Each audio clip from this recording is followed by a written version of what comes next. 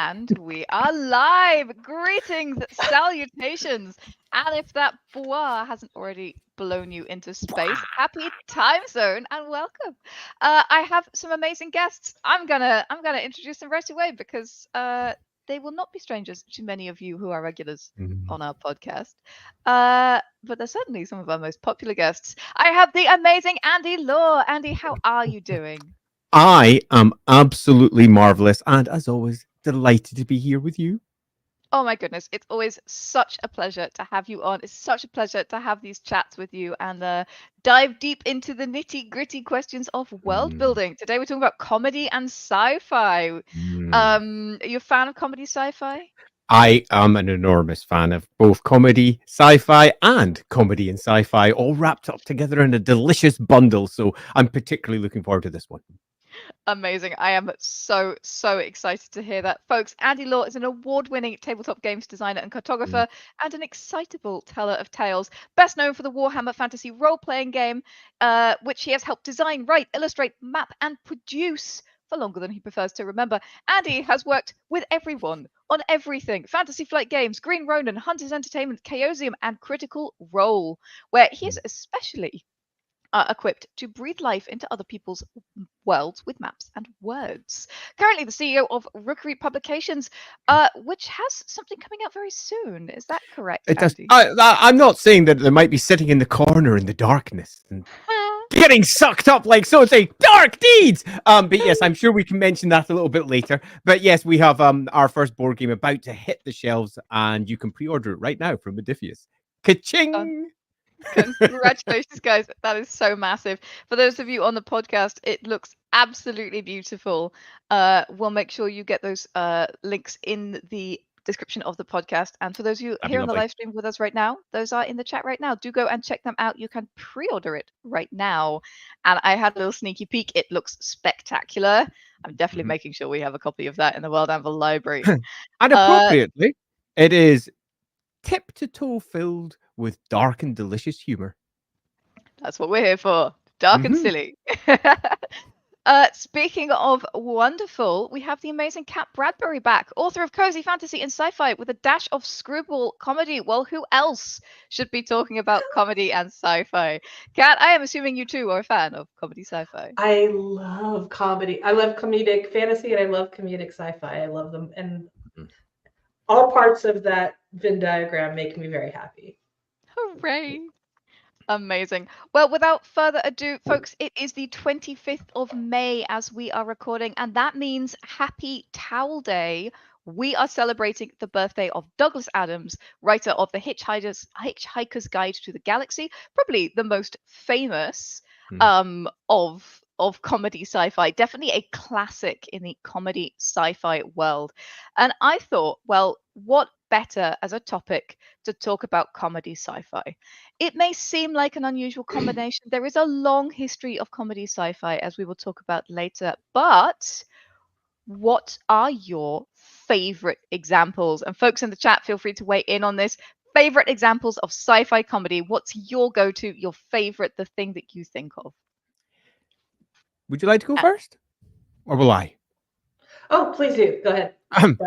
All right. Well, so once I start, I sometimes don't stop. So let's start with the most obvious, The Hitchhiker's Guide. I read that when I was a kid. Knee-high to a grasshopper, one of the first books, super easy to get into, relatively thin, so you could finish it in a relatively short time, meaning that younger readers could appreciate it as much as older readers. But it was really older readers that got it, because there was an awful lot more in there rather than just the humorous situations that were first put forward. There was a deep vein of satire running throughout the entirety of it, which when I first read it as a not quite yet teenager, I didn't get at all. I just didn't get it in the slightest. But returning to those books when I was older, I really appreciated them for what they were, particularly because they did something that so very rarely happens in at least written fiction, and that's good sci-fi humor. Because over the course of my years after The Hitchhiker's Guide, I read quite a lot of sci-fi, and I do mean a lot. My parents' library was bedecked edge to edge with fantasy and sci-fi books, and I devoured them all because, hey, I was a kid and I had free time. Nom nom nom, I'll eat everything. and they were rubbish almost in their entirety at doing humor. Humor, unless it was used to provide some kind of counterpoint to the horror of a piece, for example, was very rarely well deployed because they were often following the more airplane sort of idea of humor, where they were just trying to throw spoofy jokes all over the place and hoping that some landed. And in a book, that kind of doesn't work anywhere near as well. Somewhat famously for me, I had a book which took every episode of Star Trek and then tried to basically spin them all as spoofy jokes. It was 100% a failure. End to end horror show. But hey, I was 13. I kind of thought it was good until I was about 13 and a half and realized what it actually was, which was a really cheap, crass, cash in.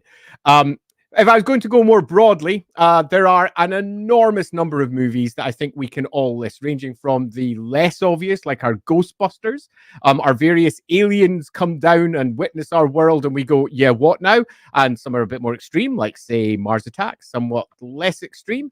And there are those. I've got the Orville. That's always nice if we're going down the Star Trek route. And we've also got something like Galaxy Quest. You can't go wrong with that. My personal favorite of them all is probably Bill and Ted, because, hey, it's Bill and Ted and it's a most excellent adventure. And how can we not love that? I would also probably drop in a bit of UK love on Red Dwarf, that managed to successfully do sci-fi humor in a way that usually landed. And that's because it was episodic and they could do different things with each one of their episodes and always hark back to their older episodes. Something that your average spoof can't do necessarily as well.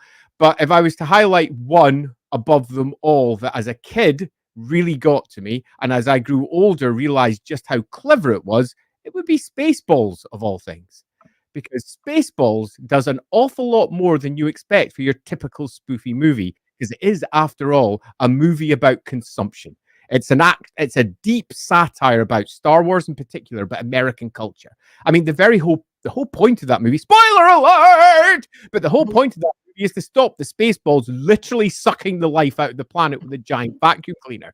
As they go by sucking all of the joy, life, and everything else off the planet, because that's what large franchises do. And the Spaceballs are nothing more than a representation of Star Wars et al. And it's a lovely movie on multiple levels, which means it stood the test of time, unlike the vast majority of spoof movies where it's like, yeah, okay, I sort of know what you did last summer with a crappy spoof version of it. And here's another spoof version of another movie. Yeah, it's not very good. This was deeper. And to this day, I still kind of love it. And his Schwartz is bigger than mine. Amazing. A wonderful answer there, Andy. Kat, do you have some favorite examples of sci-fi comedy?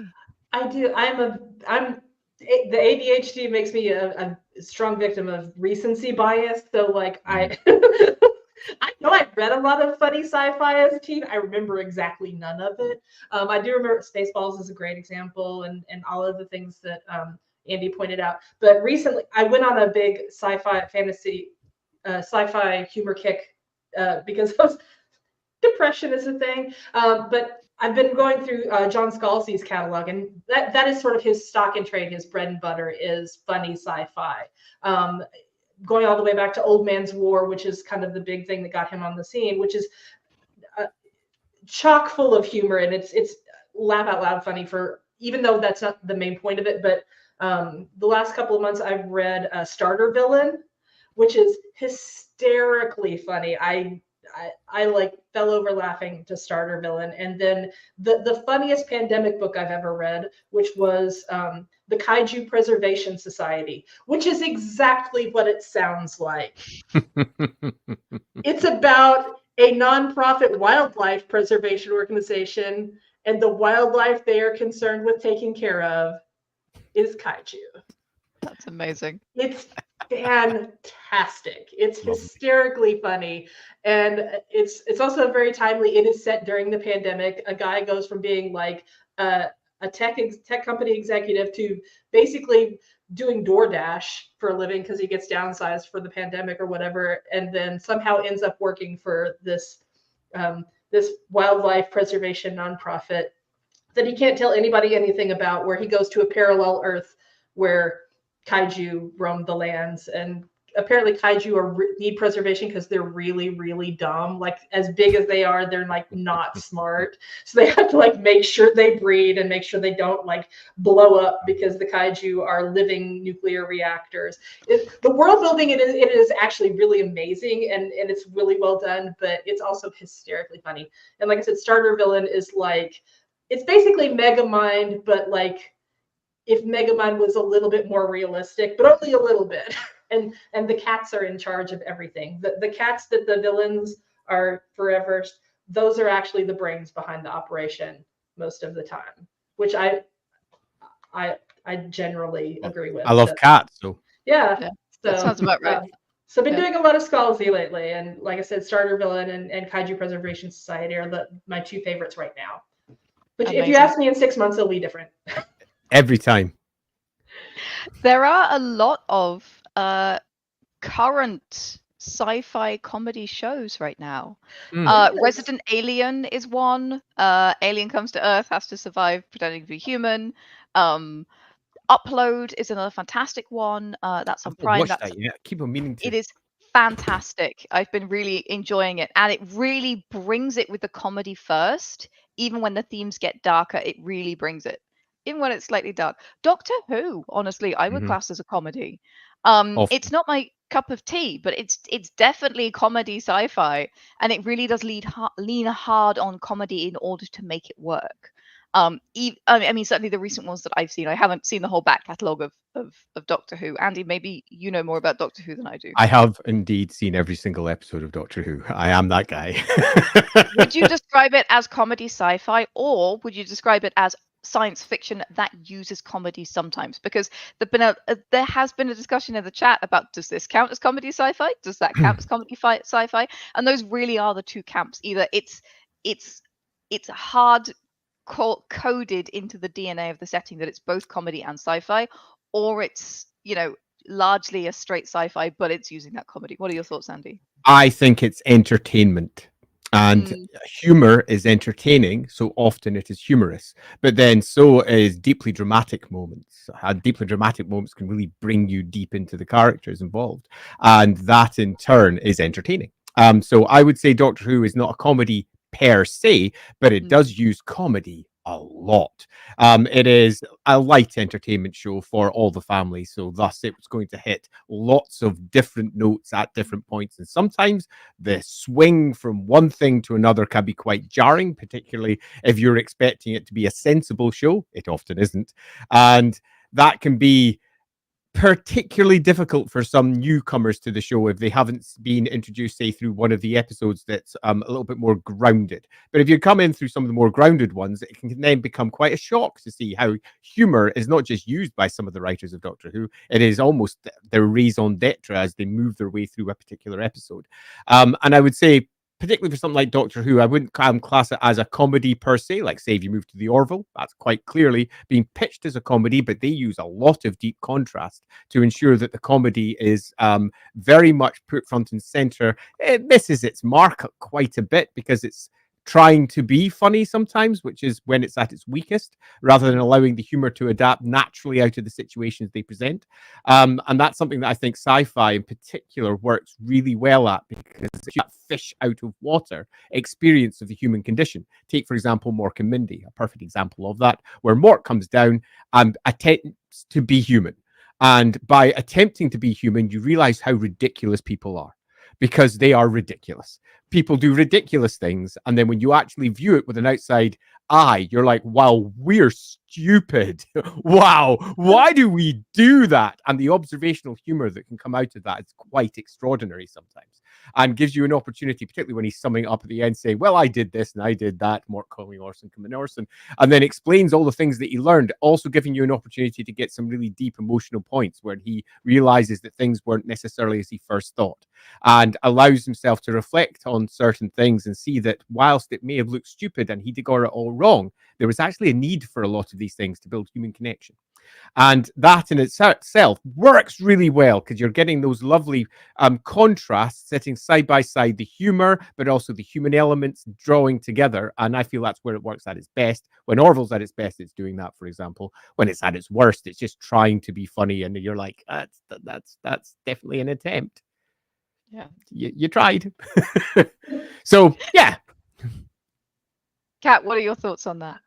I think I haven't watched it as much as I mean to. I got deeply into Strange New Worlds, and I watched the episode they crossed over with the animated with Lower Decks, and I really want to start watching Lower Decks now because that is my kind of like in terms of animation humor. I think it's really well done. It still feels very Star Trek, but it's also very meta in that they're like the characters are fans of Star Trek in the Star Trek universe, which is really a tough thing to pull off, but I think they did a really good job with it.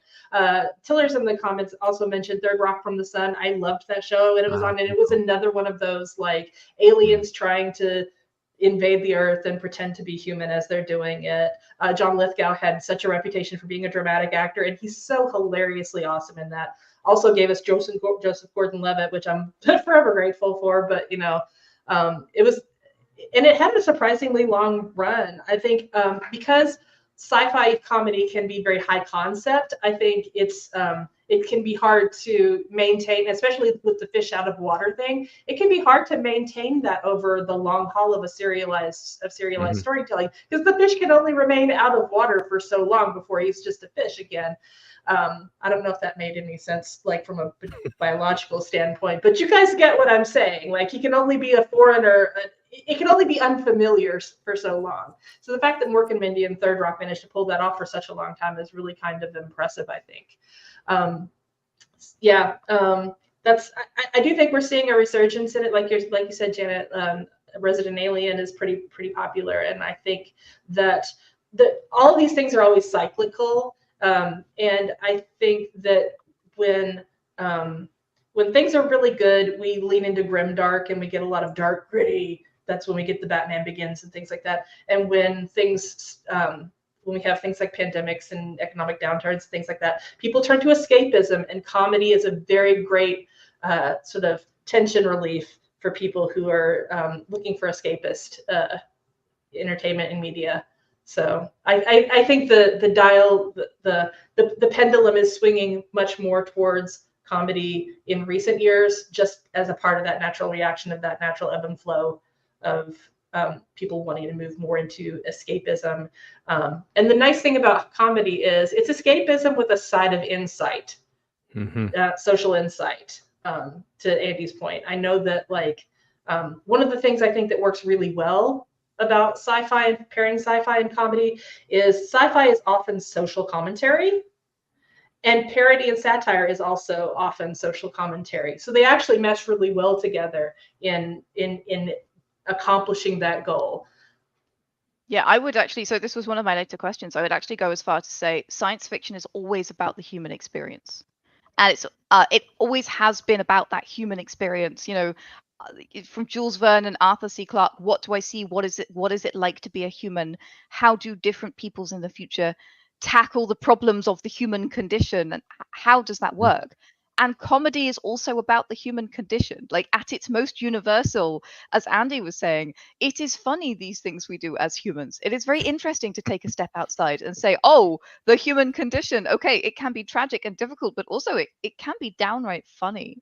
And I think, as Andy was saying, like that, when sci-fi and comedy often pair best is when they look at the human experience, when they look at the human condition, when they look at, the comedy of being, and they extrapolate that into the stars and into the future, essentially. So they take it one step removed to give us the distance that we need to see ourselves. And that's what science fiction has always been about. That's what fantasy has always been about. But that's where the comedy can come in, because we can see that with a pinch of humor rather than with deep dystopian hatred, and it makes it a much more consumable experience. It's a lot easier to consume comedy, even if some of the topics are quite difficult. And I will say, if you're watching Upload, or if you're thinking of watching Upload, some of it gets quite heavy at a certain point, and their picture of the future is not rosy. And they could not have made that show consumable unless it was a comedy. Because Yeah. it's too hard to watch any other way. The comedy helps the sci-fi go down in many ways, in my opinion. Yeah. I'd just like to reiterate pretty much all of that. The core nature of comedy is about everything that you say, and sci-fi is often basically saying, "Look, this is where we're heading. Just Mm. just take a moment." And all the people in the present are like, "Yeah, no, we're not really." And sci-fi comes along and says, "Here's a picture of where it could go." And sometimes that picture is exceedingly grim. And while some writers can skillfully pull off a version of it, a 1984 equivalent, as we find out that the real version of 1984 was much more banal and arguably worse, um, putting that forward to an audience in a fully palatable way that entertains, that engages, that makes everybody go, "This is great." And then when they begin to realize exactly what the underlying messages are, it can hammer it home so much more powerfully than a book that is worthy. A book that is, oh, I definitely read that. It was very good. And it told me about all the horrible things that the world's going to become.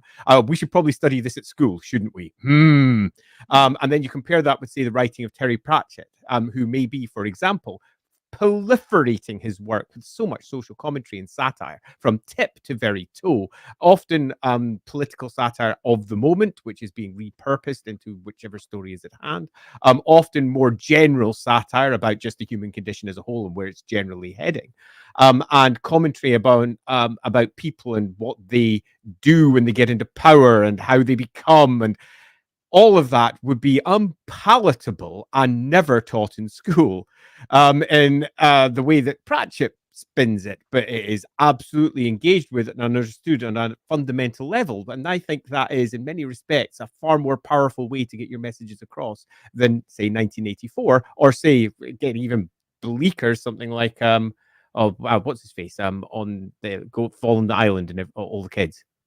Lord of the Flies. Lord of the Flies, thank you. For some reason that fled out my head.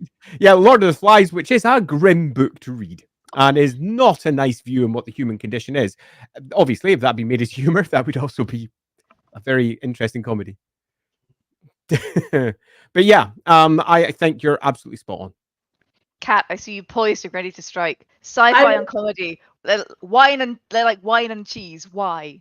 I want to say in one very specific way, sci-fi horror and comedy can pair very well together because it's all about controlling tension and really like building up tension and then releasing it suddenly. And you can't only solely do that with fear and scares and jump scares and things like that. So a lot of sci-fi horror, you'll notice there's a lot of comedy interspersed through them because they're using that as another mechanism to do that, build up tension and then release it. And that also actually helps benefit the horror as well because that tension, because sometimes what they're relieving the tension with is a laugh because it isn't what you were, the scary thing that you're thinking.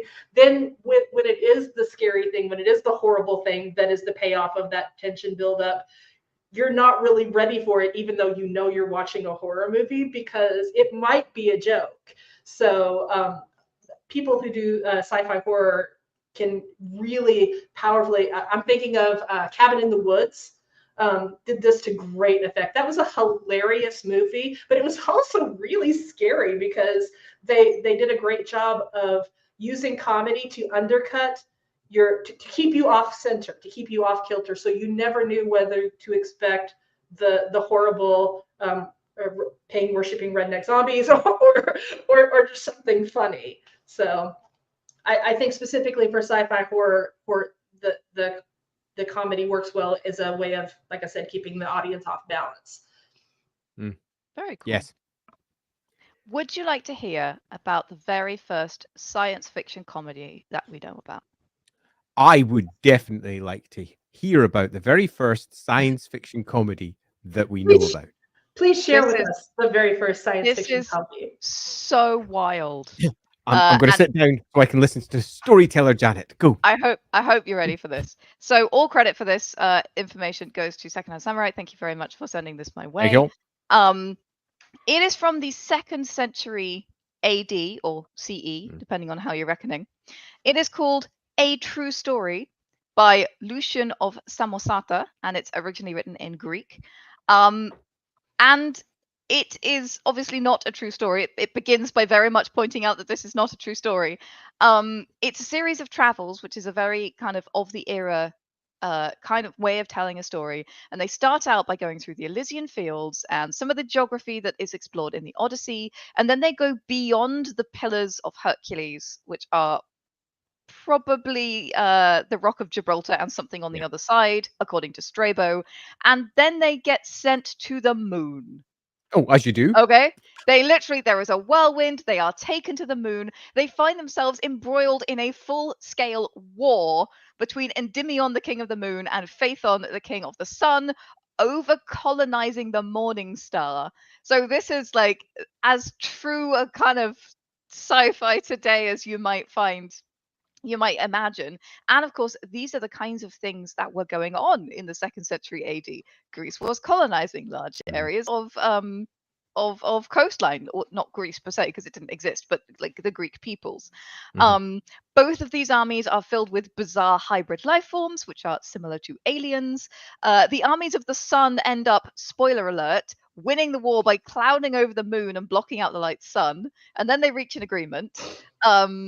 And the author goes into all of this detail describing the life on the moon, how it differs from Earth, all of this stuff. And apparently, it's riddled with puns and innuendo and parody and satire, and none of it lands anymore. Which kind of brings me into my next Perfect. question. What are common mistakes of sci-fi comedy? Oh. Where does it stop being funny? Where does it stop being sci-fi? What are your thoughts? Kat, why don't you go first on this one? I would say it's very difficult to adapt it from one media form to the other. And I think sometimes that's where it goes wrong is when something that worked really well in one medium in balancing comedy and sci-fi gets transferred to another medium and it doesn't work as well. Second Hand Samurai, Andy mentioned in the comments, Starship Troopers, which is like not humorous in the book form, but the movie is deliberately parody and satire. There's another book recently that came out. Well, I say recently, but Rook by Daniel Malloy, which is basically like the X-Men meet Cthulhu, but like the main character wakes up with absolutely no memory of who they are, but apparently they work for this paranormal organization, and they left themselves like Batman level preparation notes because they knew it was going to happen to themselves, and so they have to to stay alive. They know that somebody did something horrible, tried to kill them, and that's why they lost their memory. So they're basically faking their way through the most complicated job imaginable based on really excellent note-taking skills, which is an inherently hilarious concept. And in the book, I was cackling, laughing like constantly because they really leaned into like the ridiculousness and a lot of physical comedy with like um, some of the strange alien things. It was very Men in Black.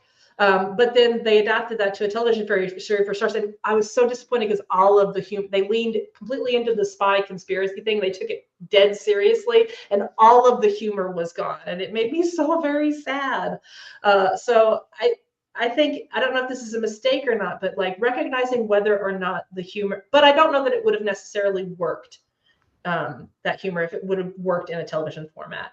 So I think part of the mistake is knowing whether or not the kind of comedy that you are integrating with your sci-fi is going to work in the medium that you're putting it in. Because some things work in a book that won't work in television, or some things work in animation that won't work in live action, and vice versa. So I think, yeah, I think a fail point is often you did not match the humor to the medium. Yeah, Absolutely. good one. What are your thoughts on this one, Andy?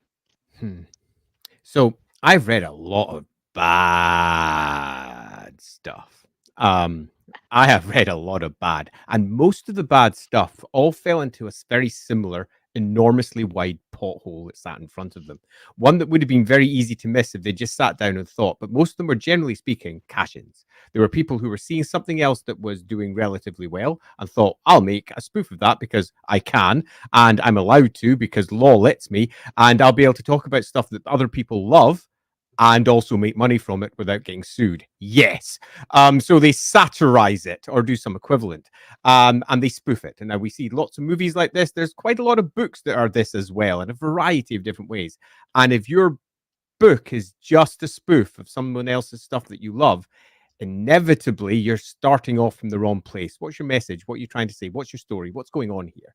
And they often don't have one. The ones that land best are the ones that are actually trying to say something. Mork and Mindy was saying something.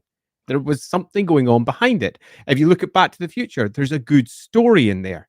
It's not just humorous escapades as we go on a big, almost Spielberg-esque adventure. No, there's proper humor run all the way through it, but it's the adventure at its heart, the story that's been told about a kid coming to terms with his parents and the fact that they were kids once too.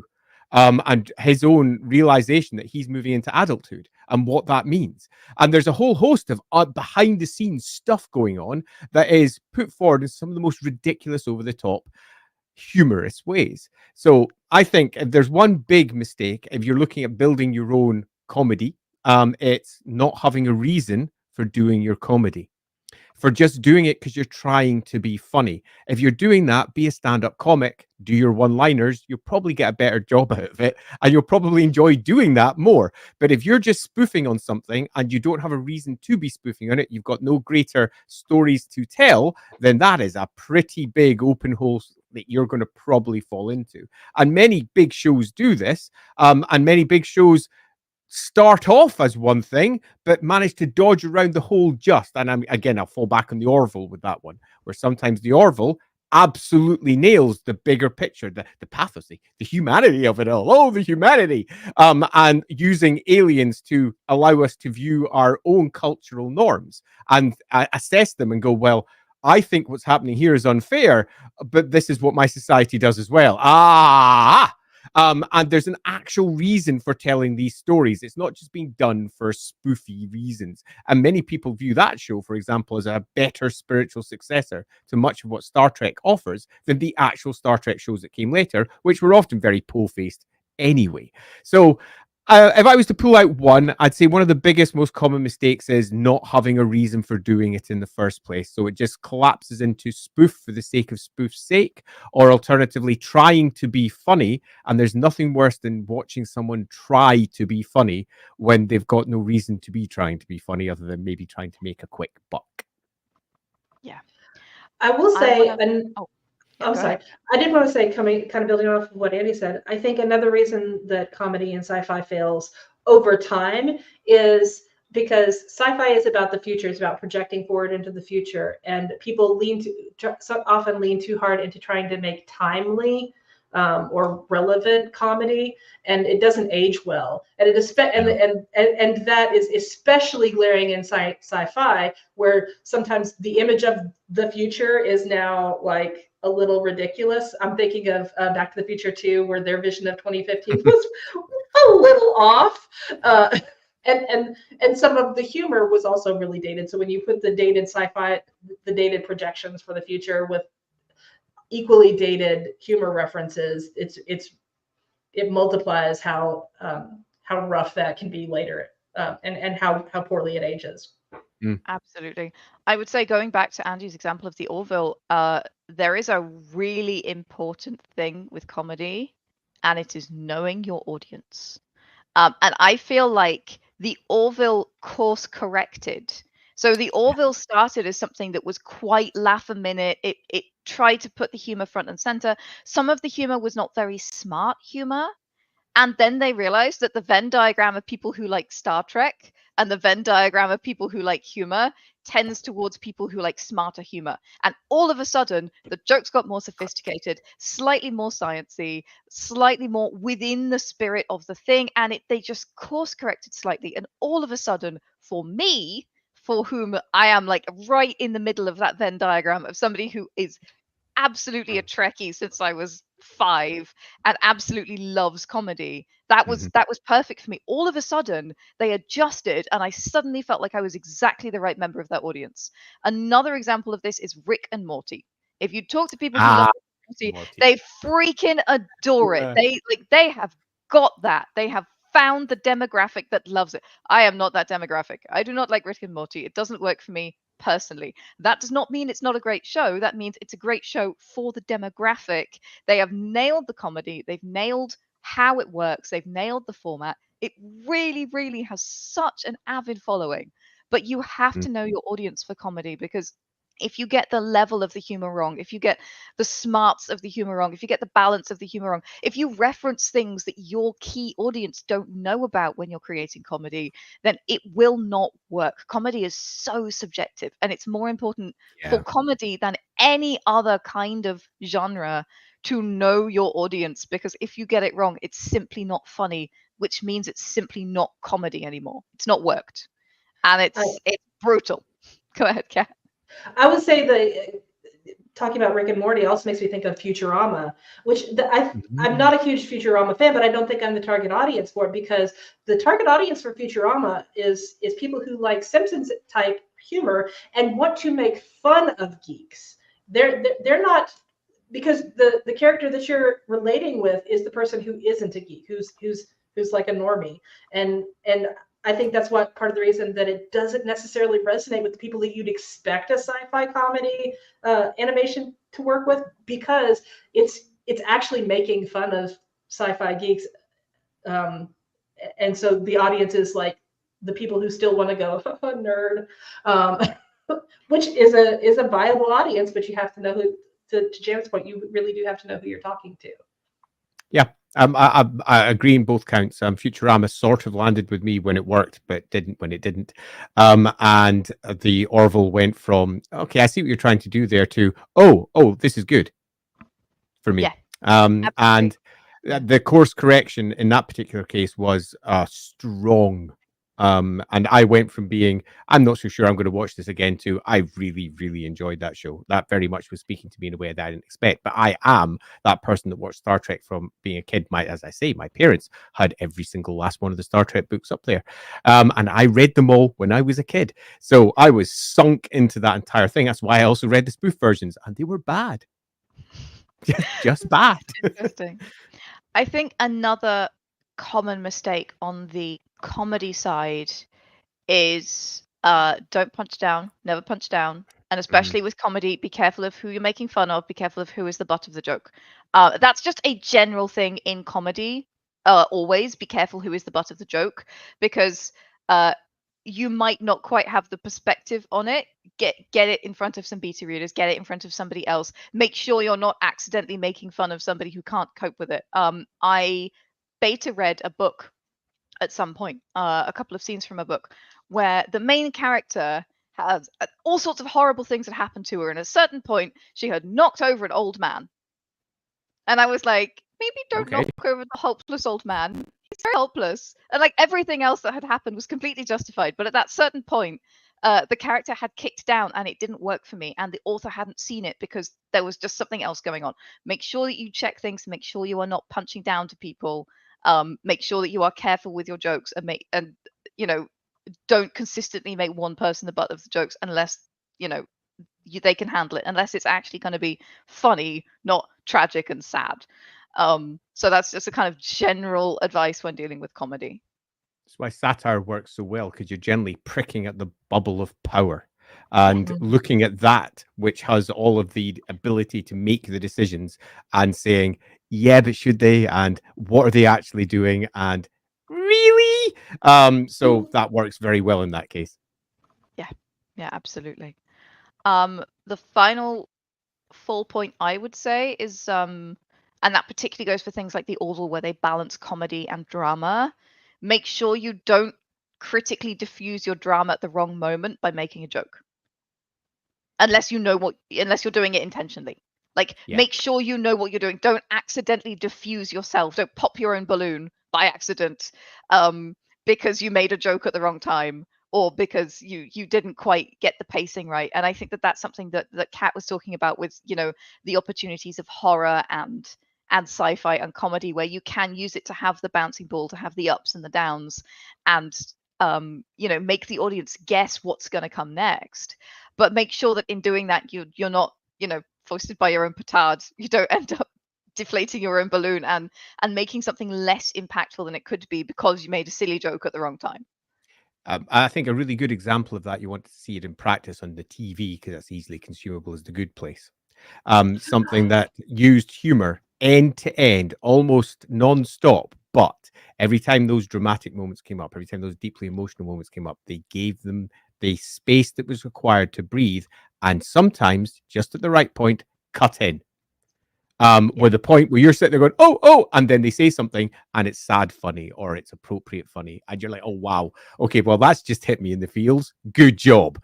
It's very, very neatly written and very tightly written, yet manages to both give everything the space that it needs, while sometimes that space only being a matter of a few moments on the screen, that extra heartbeat of time. Other times it's that long emotional shot of someone just looking out, where obviously in that show, that long emotional shot lasts about, I don't know, a Jeremy Bearimy length of time, but not that long.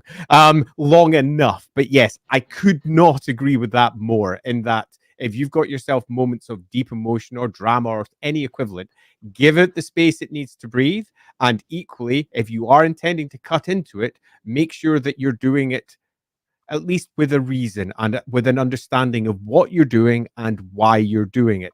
Often, if it's part of an ongoing sequence of events, a humor cutting in when it hasn't done the previous couple of times can often be very powerful, because you get that moment where you're expecting something to happen. Those expectations are slightly subverted, and that gives everybody, if anything, a bigger contrast to the deep emotion that has just been conveyed in the words or the screen or whatever else it might be. So yes, that. Yeah. And it's incredible that they did that in the format of a 22-minute Oh yeah. television comedy. Like the pacing in that is often underappreciated, because you're absolutely right. They did give everything space to breathe. They also did a great job of balancing highbrow comedy, very intellectual, like deep philosophical humor, with like the lowest lowbrow comedy imaginable. All of their jokes were either like incredibly dumb or like you needed basically a master's degree to fully get the joke. I loved it. I still don't know how they managed to pull that off.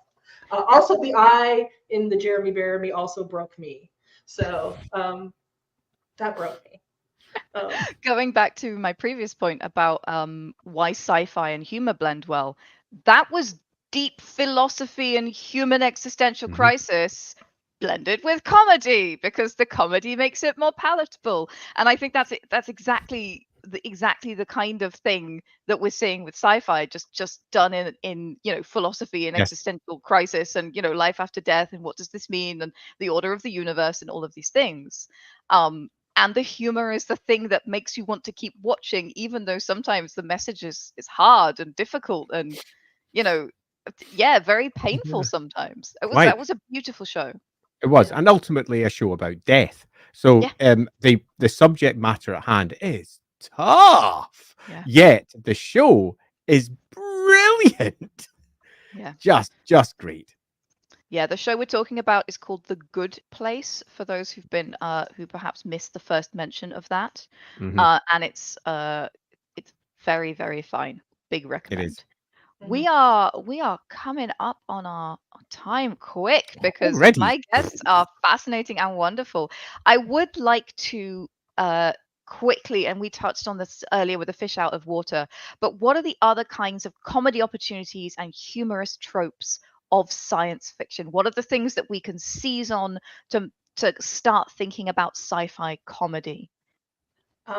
If you're going to sci-fi adventure, if there's a strong adventure theme, that's where you can work in physical comedy, and it works really well to kind of a lot of times your sci-fi protagonist is sort of this ubermensch who's like hyper competent and seems almost invincible. So throwing in some like things physically don't work out the way that they expect them to, throwing in some prep is a way to kind of take that character down a notch and also inject some humor in it. But it works, but it mainly works in adventure.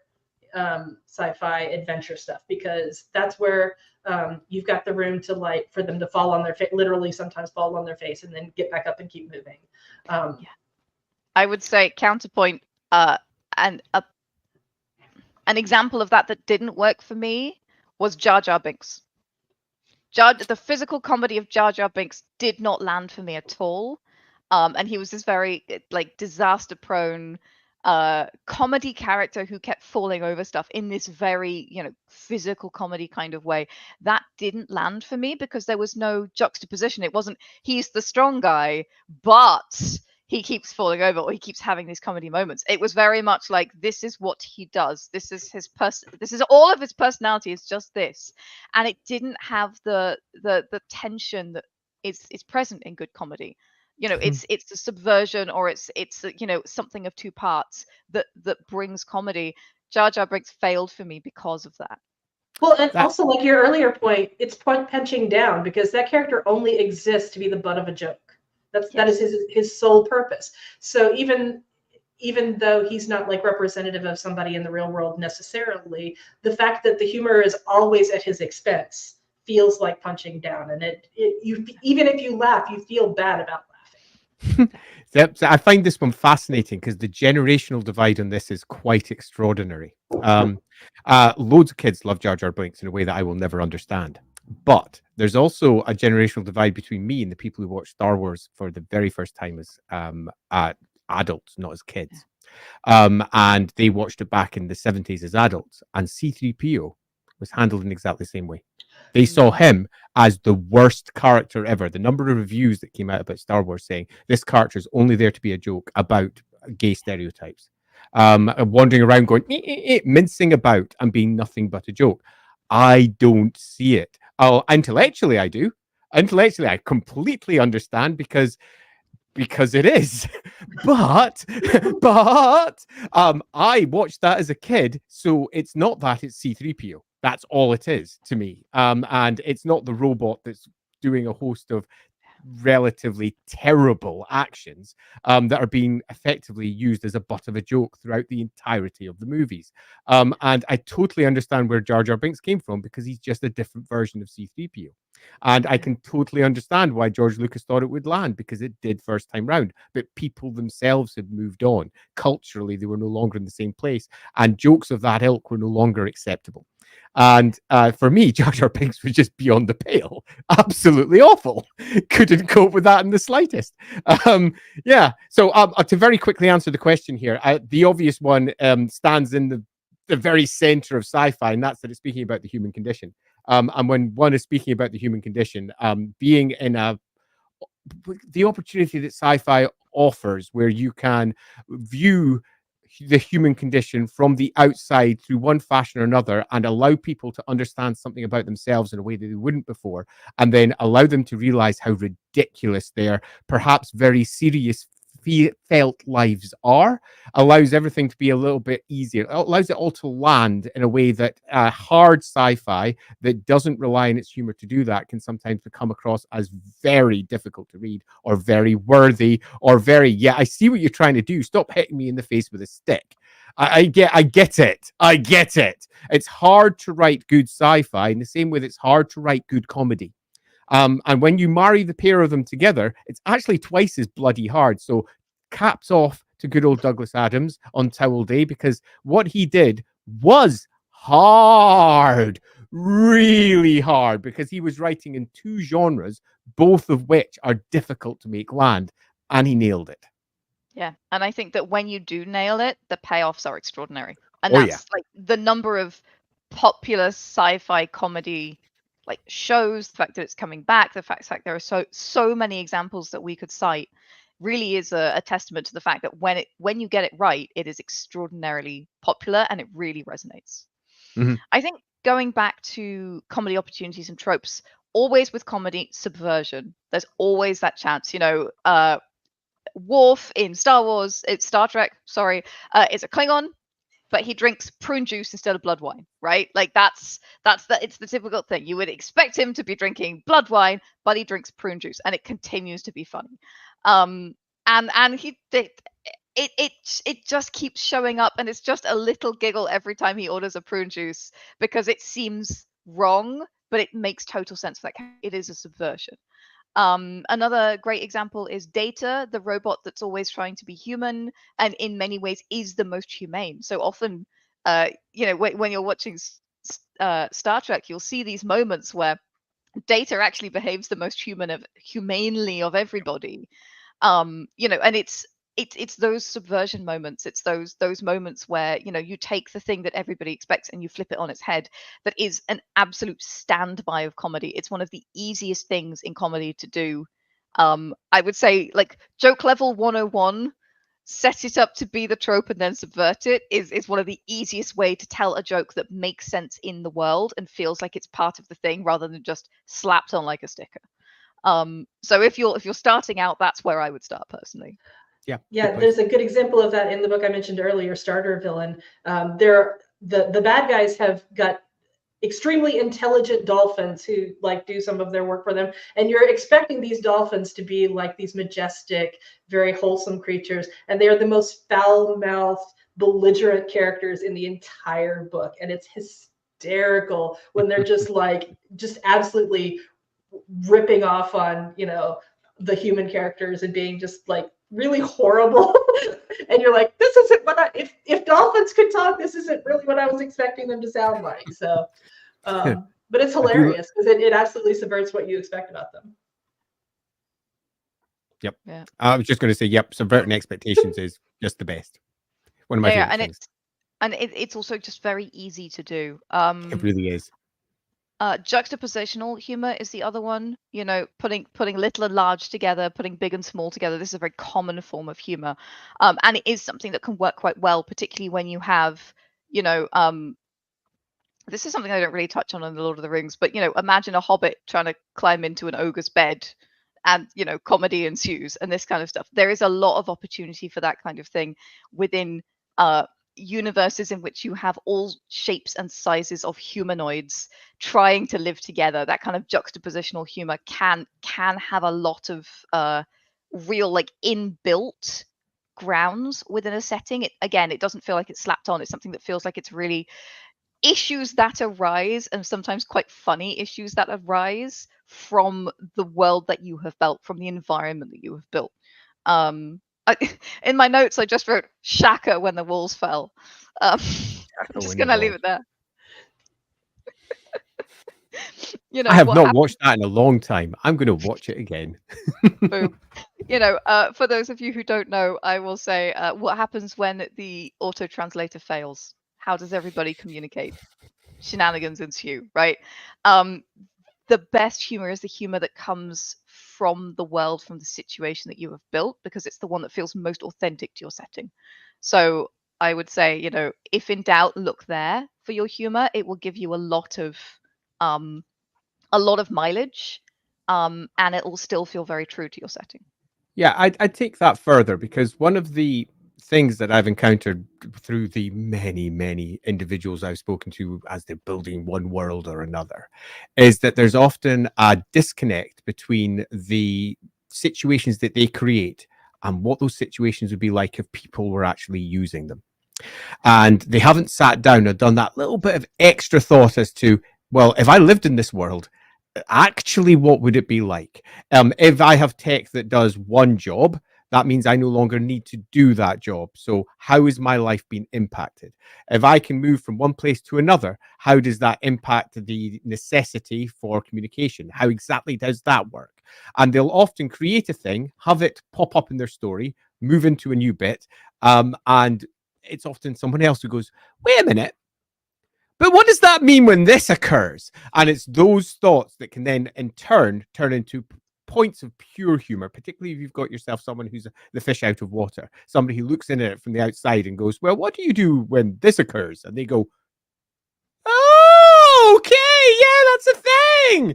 And it gives you an opportunity to inject a significant amount of humor into the ongoing story, particularly if it's somewhat self-referential, if it was you yourself that missed it. And exactly how the story itself was building. So yeah, good times. Amazing. Well, folks, that is all we have time for on I know, right? If you just stop being so interesting and fascinating and wonderful already, guys. But just before we go, Andy, tell us Yes. just a soupçon about Dark Deeds, which is currently available for pre-order and coming out very, very soon. I'll be very, very quick because obviously it's not what the stream is about. But Dark Deeds is our darkly humorous. See what we did there?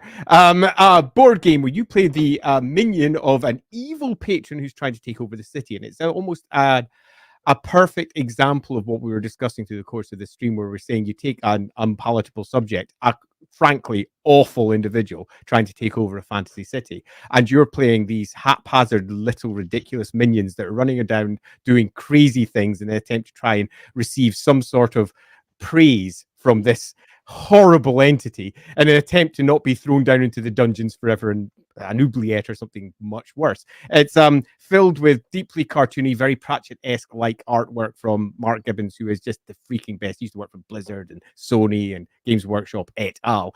And it's super fast, super fun, and frankly ridiculous. And I'm that getting is Dungeon Keeper vibes, and I'm already convinced. Yeah. there is a significant level of that in there, but I would say the humor's better. Of course it is. Of course it is. Dark Deeds. I Look am at the shiny seal. so pretty. For those of you who are listening on the podcast, it is a very, very beautiful publication as well. As I say, Super I'm fun. looking forward to adding that to my own library. And Kat, you have some stuff to share with us from the Podosphere, do you not? Yes, coming up this week, our content engine turns on Wednesday. On the audio pod, we'll be dropping an episode on character first plotting with the lovely Hannah Nicole Mayer, who wrote Assistant to the Villain about it was a TikTok sensation, and it's we're going to be talking about driving the plot, having them completely derail the plot. Tomorrow on the main YouTube channel, we're going to be talking about what are solo RPGs and why are they awesome with the amazing Anna Blackwell. And we're populating our Learn section with a lot of really good world building articles. And one I'd suggest that you check out is how to use fantasy jobs and occupations in your world building. It's a kind of an underappreciated element of your world building, and it literally shows people how your world works. So these are some things that are available to you for your educational and world building edification, and that's what's in the pipeline this week.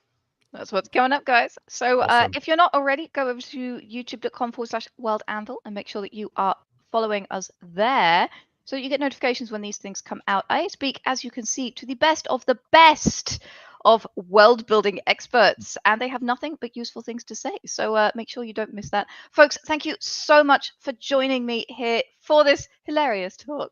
Big love. And folks in the audience, thank you so much too. We'll be live next week. We'll see you there. In the meantime, grab your hammer and go world build. Bye, everyone.